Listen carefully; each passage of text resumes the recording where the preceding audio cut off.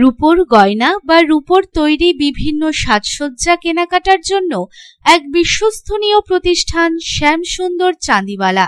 শ্যামসুন্দর চাঁদিওয়ালা মানেই চাঁদির পিওরিটির 100% গ্যারেন্টি। আমাদের শোরুম দুর্গাপুরের জংশন মলে, আসানসোলের 81 জিটি রোড অপোজিট সেনকো গোল্ডে, শিলিগুড়ির সিটি সেন্ট্রাম মল, কলকাতার সিটি সেন্টার 2 নিউ টাউনে এবং দেওঘরের G12 ভিওরি মলে। তাহলে যদি পিওর এবং হলমার্ক রূপো কিনতে চান তবে চলে আসুন শ্যামসুন্দর চাঁদিওয়ালায়।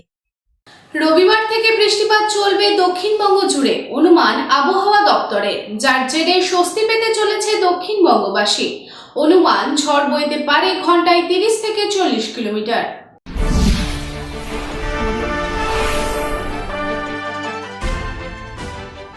সাধারণত 10 জুনের মধ্যে বর্ষা ঢুকে যায় দক্ষিণবঙ্গের জেলাগুলিতে, তবে দক্ষিণবঙ্গে আসতে দেরি করছে বর্ষা। 15 জুন হয়ে গেলেও এখনো বর্ষা আসেনি জেলায়। উত্তরবঙ্গে সময়ের আগেই বর্ষা প্রবেশ করেছে।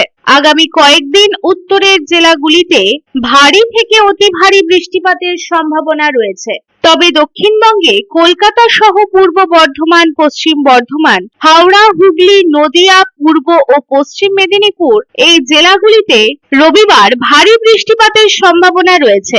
ঘন্টায় 30 থেকে 40 কিলোমিটার। এই বর্ষা চলবে আগামী সপ্তাহ পর্যন্ত, যার জেরে কমতে পারে তাপমাত্রা। গরম থেকে মুক্তি পেতে চলেছে দক্ষিণবঙ্গের মানুষ। রবিবার সকাল থেকে কিছু কিছু জায়গায় বৃষ্টিপাত হয়েছে। তবে বৃষ্টিপাত হলে কি হবে? বর্ষা এখনো প্রবেশ করেনি, তবে চলতি সপ্তাহে বর্ষা ঢুকে যেতে পারে।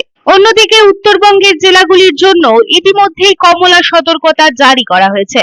ঝড় বৃষ্টির দুর্যোগ উত্তরবঙ্গেও চলবে আগামী সপ্তাহ পর্যন্ত, এমনটাই জানালো আলিপুর আবহাওয়া দপ্তর। Bureau report, public Times.